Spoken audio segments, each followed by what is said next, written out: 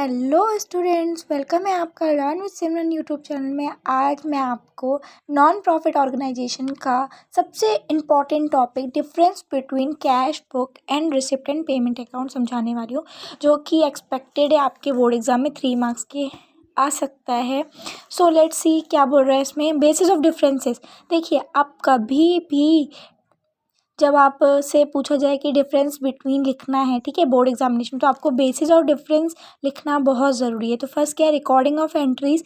Cash book में हम बोलेंगे कि this book is written every day, ये बुक हर दिन लिखी जाती है। Receipt and payment account, this account is prepared only once in a year, only once in a year मतलब साल में सिर्फ एक बार।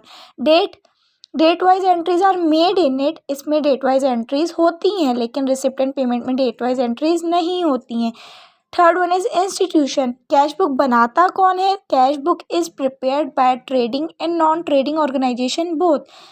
Receipt and payment account is prepared by non trading organisations.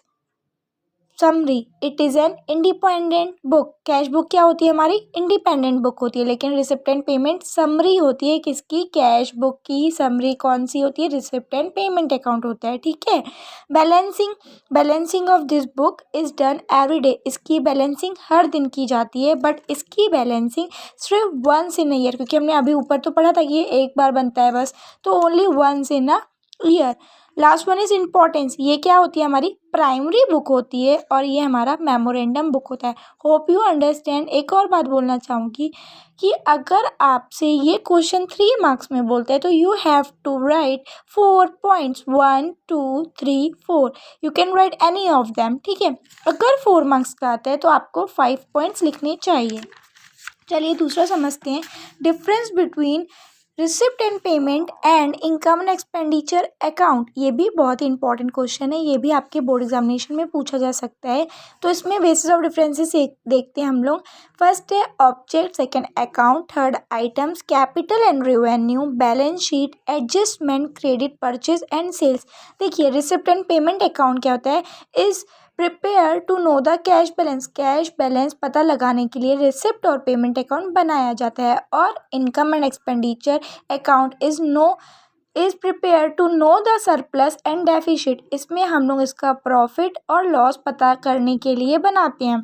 ये अकाउंट होता कैसा है? तो ये अकाउंट हमारा रियल होता है, और इनकम एंड एक्सपेंडिचर हमेशा हमारा नॉमिनल होता है। फिर आइटम्स, इसमें जो भी आइटम्स होंगे वो कैश से रिलेटेड होंगे, मतलब कैश रिसिप्ट होगी, कैश पेमेंट होगा, ठीक है।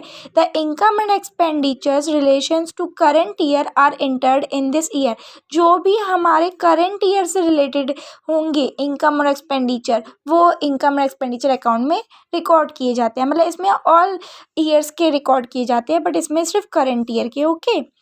कैपिटल और रेवेन्यू, इसमें कैपिटल और रेवेन्यू दोनों आता है, लेकिन इसमें सिर्फ रेवेन्यू इनकम एक्सपेंडिचर लिखा जाता है, मतलब कैपिटल नहीं, ठीक है। बैलेंस शीट, इसमें कोई भी बैलेंस शीट नहीं बनाई जाती है, बट इसमें बैलेंस शीट बनाई जाती है। एडजस्टमेंट, इसमें कोई भी एडजस्टमेंट नहीं होता है, sorry, no adjustment entries are made in this account, ठीक है। मतलब एडजस्टमेंट एंट्री कोई भी नहीं होगी, बट इनकम और एक्सपेंडिचर में एडजस्टमेंट एंट्रीज बनाई जाती है।